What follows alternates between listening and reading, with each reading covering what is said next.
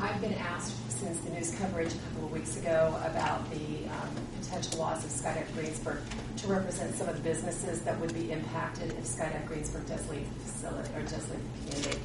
And I can tell you. Your name and I'm sorry. I just assume everybody knows me. I'm Melanie Maxwell, and I'm the tourism director for Greensburg and Decatur County. Just for the record, Melanie. Thank you. I just am used to everybody just saying hey and then starting on the conversation. But anyway, I've been receiving several calls from businesses that are concerned about potential loss, and they wanted me to come and start sharing some information with you. And one of the things that I wanted to share was a study that we did in 2004. And you might say that's pretty old data, but it was before the recession hit.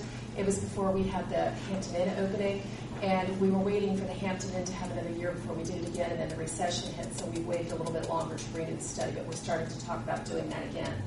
But that study was 2004, and we did a zip code analysis from May to July of visitors in the Greensburg area, and we had 43 states represented. Of those 43, we also had about 30 states that were shown to be from Skydive Greensburg. And I know that because I personally picked up all the paperwork and recorded all the zip codes myself as I went through their flight paperwork. So I can guarantee you that I saw that many zip codes. The second thing, I got an email today from the Hampton Inn Suites of Greensburg, and they asked me to convey these thoughts to you. She attached a guest list that a quick survey of this year and last year showed that this year she's had 16 cities in Indiana represented, 4 from Kentucky, 3 in Ohio, and as far away as Missouri, Florida, and North Carolina.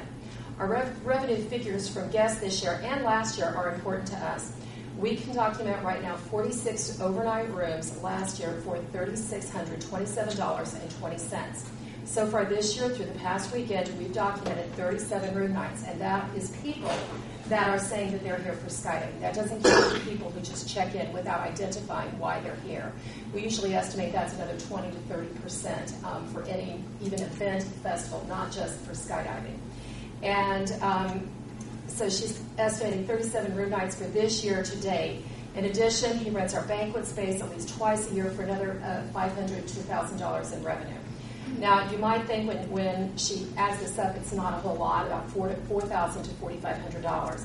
But with that $4,000 to $4,500, she can pay the wages for 4 months, buy the materials and supplies for her entire laundry department. And that's just a small sample with figures she could pull at random of what the impact is for her. And as she says, there would be no other business that she could go to fill that gap if she lost that $4,500 in revenue. I also got some notes from the Holiday Inn Express, and we had over 150 room nights from them in the past 4 years that they could document for Skydive Greensburg. So, just some food for thought. Anything else? Nope. I don't know if you guys have been out to the airport since last night, but we pretty much got wiped out again. All the tents were either damaged or they're missing. The north tent was totally destroyed, and the frame for it is out in the area between our hangar and the runway. They've been notified, and I guess they're going to make arrangements to come remove the metal. It's still in one piece. It's just totally destroyed. The middle tent is gone. Can't find it. Some of the poles are on the ground, but the tent's just gone. The other tent, the one to the south, has got some holes in it, but for the most part, it's still intact. I spoke with the people that provided these tents for us, and because of the weather is obviously changing, he suggested, and I would have to agree with him, that we might want to look at just doing one tent that's longer. Not as long as the 3 tents we had, but something that would provide some cover for the customers when they come. At least block the wind from the north and just make it 60 feet long or 40 feet long with the same width, and not do separate tents, to see if that possibly could help us with our situation too. So, end result, less space that we'll need to rent from you for the remainder of the season. I'm not asking you to change where we're at, but I want to make you aware of what it looks like we're going to have to do. Keep going.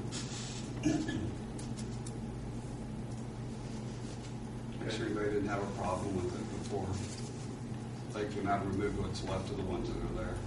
We will be looking at the hangar G. They have the roof on it. I don't know if the cap's on it or not.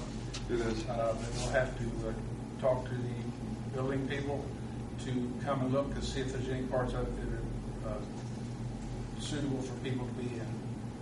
I'll be getting a hold of David Newman to come out and look at that.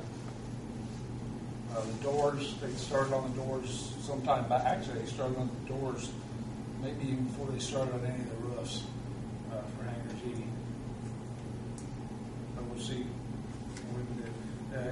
I'm sure it wouldn't be the south end because first off, that's uninhabited. No, it's But not. maybe part of it might be. Anything else?